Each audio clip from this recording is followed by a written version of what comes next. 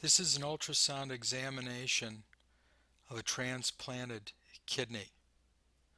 And this first image demonstrates the length of the transplanted kidney to be 12.2 centimeters.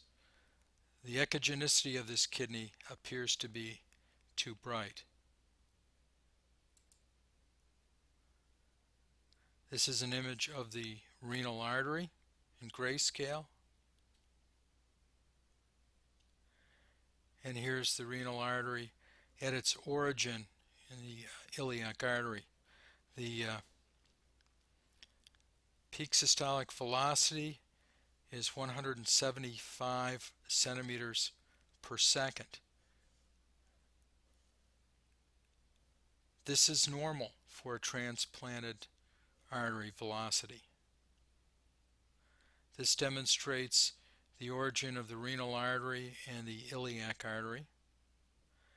And here in the middle portion of the renal artery, we have acceleration of flow. We've gone from 175 centimeters per second to in excess of 254 centimeters per second, and there is aliasing, so this is a minimal number. There is marked turbulence within this signal as well.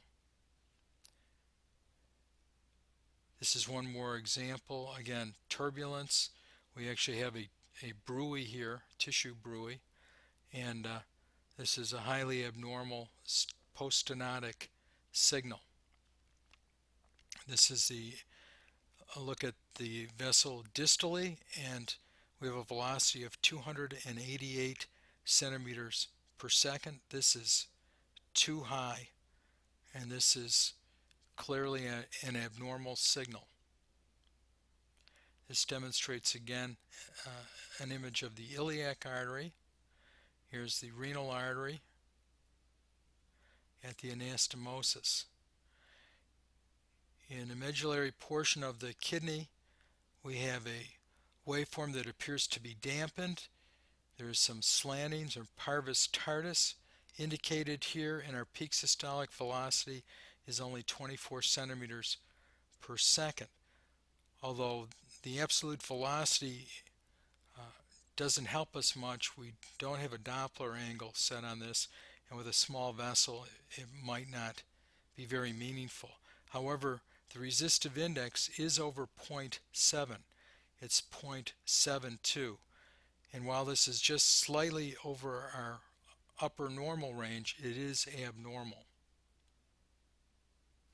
Here's another look. This is in the cortex of the kidney. Again, parvus tardus. There's a significant amount of rounding here, and the pulsatility is higher. The resistive index is 0.73.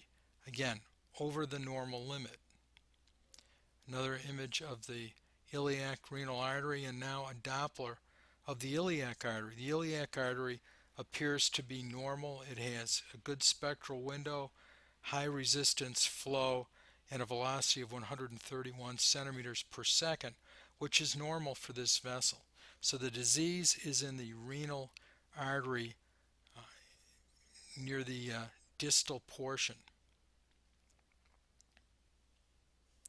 So this study demonstrates stenotic blood flow in the mid to distal portion of the renal artery in a transplanted kidney.